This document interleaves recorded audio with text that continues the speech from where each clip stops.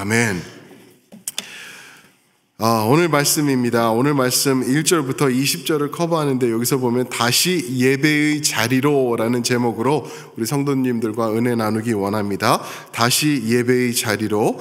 아까 말씀드린 대로 1절부터 14절까지는 이제 에스라가 두 번째 귀환을 이끌죠. 두 번째 귀환을 이끌어서 돌아올 때 함께 그와 돌아온 1496명의 귀환자들의 이름과 그 가족들 이름이 이렇게 나와 있습니다.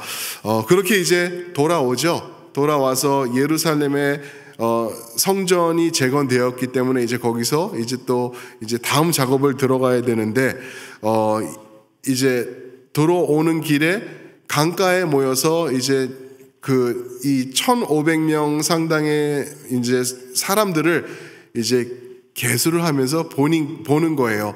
보는데 레위 지파가 여기 없었습니다. 레위 지파가 없었어요. 레위 지파가 없었다는 것은 무슨 말인지 대충 아시죠? 그죠? 예배를 수종드는 사람들이 레위 지파였습니다. 그죠? 근데 예배를 수종들지 못하게 된 거예요.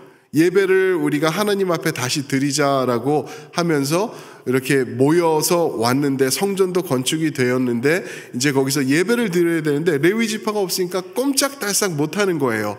겉만 번지르르한 성전이 준비되어 있고 안에서 예배는 할 수 없게 된 그러한 모습이 있는 거죠.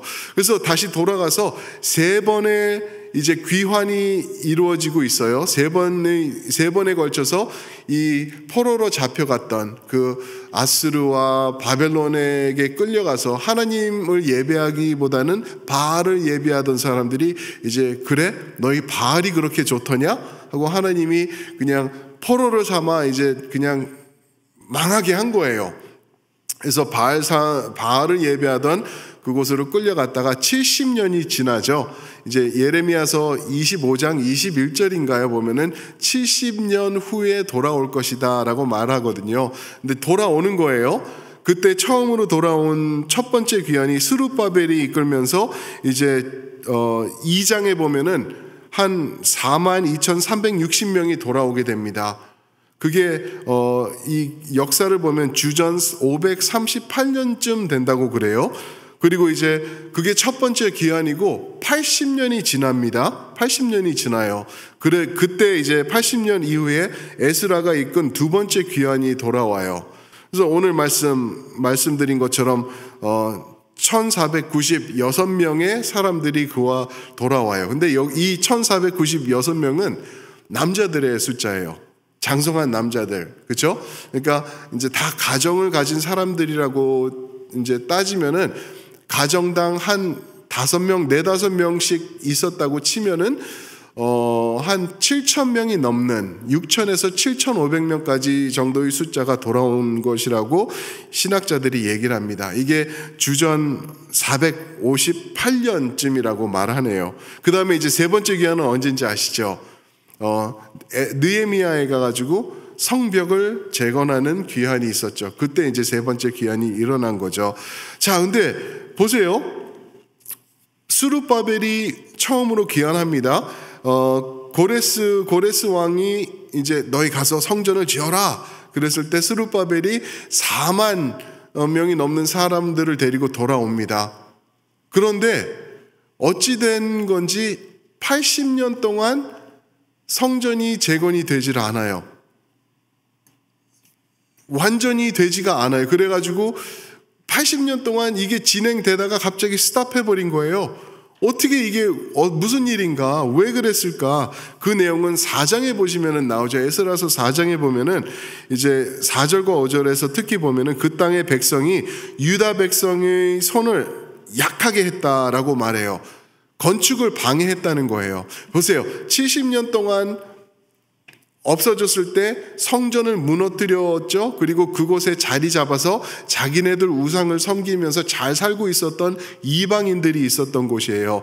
그런데 그곳에 들어와서 큰 성전을 자기네 사는데 바로 코앞에다가 지어놓고 거기서 다시 야훼 여호와를 예배한다고 하니까 이 이방 사람들이 싫었던 거죠. 그래서 방해를 놓고 협박하며, 그리고 5절에서는 관리들에게 뇌물을 주면서까지 성전 제거를 막았다라고 얘기를 합니다. 그렇게 해서 80년이 훅 지난 거예요. 그리고 스룹바벨이 처음 귀환할 때 태어나지도 않았던 에스라라는 사람이 이제 등장하는 거죠. 에스라가 등장을 해가지고 이제 이 영적 재건을 이루어 나갑니다. 영적 재건. 이 사람들을 데리고 돌아온 거예요. 돌아와가지고 이제 여기서 일을 하는데, 우리 한 가지 레슨을 우리가 깨달아야 될 게 하나 있는데, 그게 뭐냐면은요, 하나님의 일을 할 때는 언제나 방해 세력이 있다라는 것. 하나님의 뜻을 이루어 나가려고 할 때는요, 쉽게 되는 일은 하나도 없을 거라는 것. 그죠? 하나님의 일을 하면 하나님이 좀 쉽게 해주시고, 감옥 들어가는 일도 없어지게 해주시고, 매맞는 일도 없어지게 해주시고, 문들이 열리는 일이 있게 해주시고, 오해도 없게 해주시고, 그러셔야 되는데, 지금 제가 말씀드린 내용들이 신약에서 다 일어난 일들 아닌가요? 죽음까지도 하나님 일을 하는데 그렇게 경험을 하게 되는 거죠. 그래서 하나님의 일을 할 때는 항상 방해하는 세력이 있을 것이다 라는 거예요. 특히 예배에 관련된 일을 하기 위해서는 엄청난 방해가 있을 거예요. 안팎으로 있을 거예요.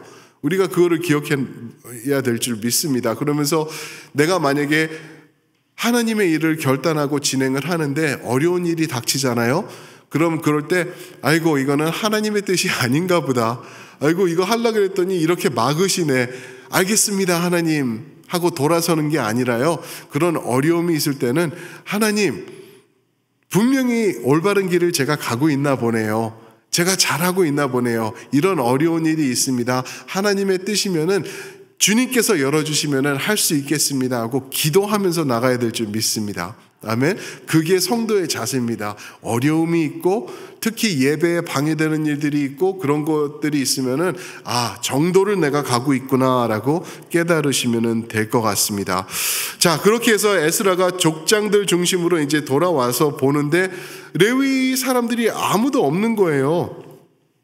아무도 없어요. 한 명도 없었어요. 그도 그럴 게 생각해 보세요. 70년 동안 포로 생활을 하면서 성전이 무너지고 이제 포로 생활하면서 거기서 잘 먹고 잘 살긴 했지만 보면은 예배 드릴 일이 없었던 거예요. 레위 사람들은 일도 하지 않고 하나님의 일에만 집중하며 예배를 섬기던 자들이잖아요.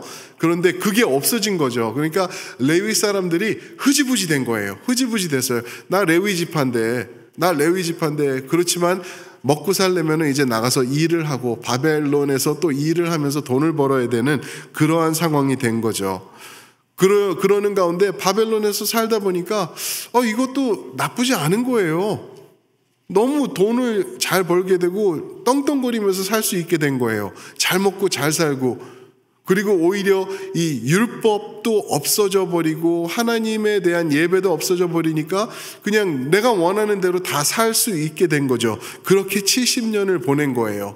그러다가 이제 에스라가 우리 예배 드리러 가자, 성전 재건하면서 거기서 예배하자라고 했을 때는 이 사람들이 없어진 거예요. 아무도 돌아오지 않았던 거예요. 그렇죠? 그래서 이제 족장들을 불러가지고 이 에스라가 하는 게 사람들을 모으기 시작하죠. 특히 17절에 보시면은 이또라는 족장의 도움을 구합니다. 이또의 족장, 그죠? 근데 얼마나 낙심됐을까 한번 생각해 보세요.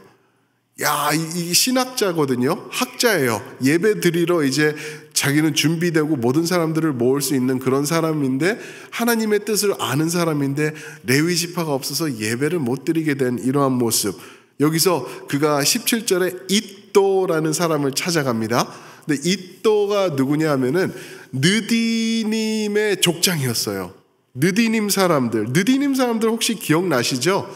여호와서 9장에 보면은 이제 여호수아가 이제 막 이제 승승장구하고 있을 때 겁이 나가지고 그 다음 지역에 있었던 사람들이 기브온 사람들이죠.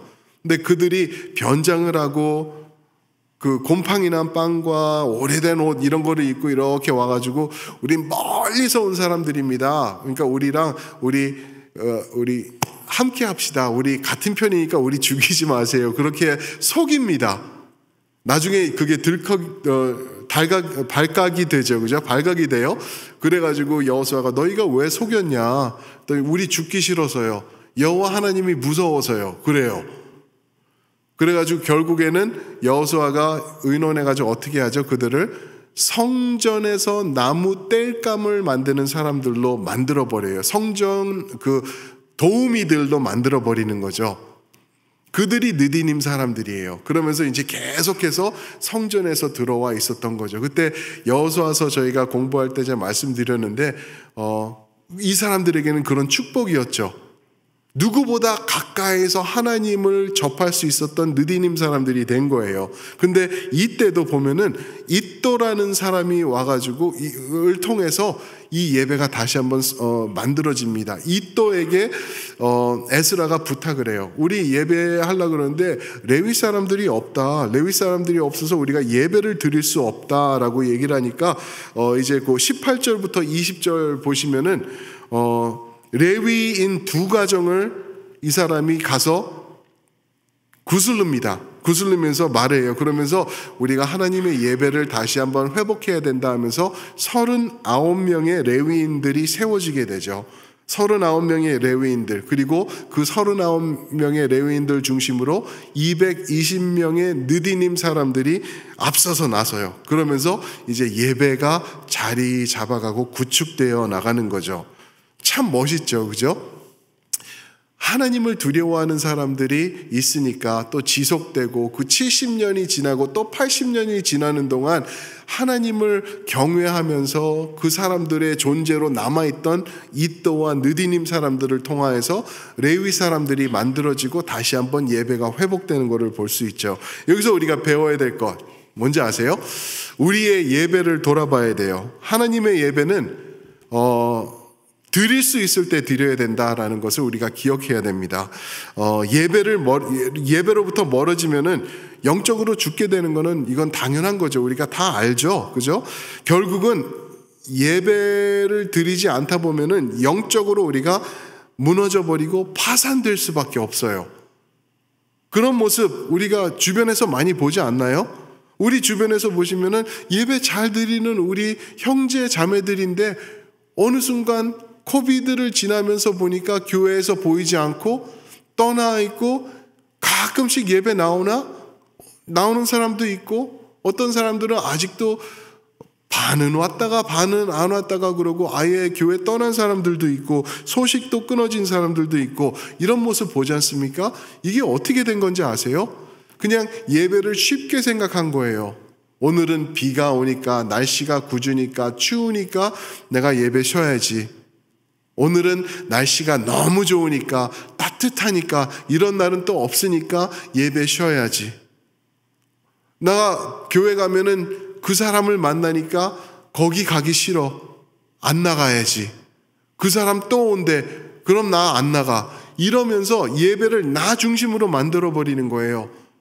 하나님을 예배하는 게 아니라 하나님 앞에 온전하게 나아가서 모든 것을 내려놓는 그런 자세로 나가는 게 아니라 나 중심, 날씨가 어떻고 병균이 어떻고 그렇죠? 그리고 누가 어떻고 이러면서 나 중심의 예배, 그게 내가 우상이 되는 그러한 모습으로 예배를 드릴 때 그 예배자가 더 이상은 아니라는 것, 예배는 무너져 버리는 것이라는 거죠.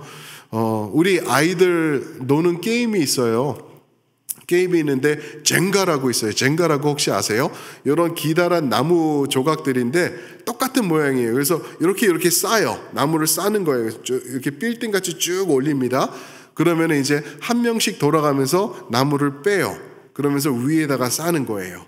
그렇죠? 그러면은 숭숭숭 구멍이 나죠. 그리고 높이가 계속 높아지니까 이게 어느 순간에 가면은 이렇게 기울기도 하고, 그렇죠? 그러다가 이제 누가 잘못 빼가지고 이게 흔들흔들하다 와르르 무너지는 그런 게임이에요. 그러면 그 사람이 이제 you're the it, 술래가 되고 뭐 이러는 게임이거든요. 많은 성도들의 예배를 보면서 저는 그 젠가라는 게임이 생각이 나는 거예요. 그냥 이거 하나 나중에 드리면 되지. 잘하면 되지. 오늘은 이러니까 나중에 가서 내가 메이크업 하면 되지.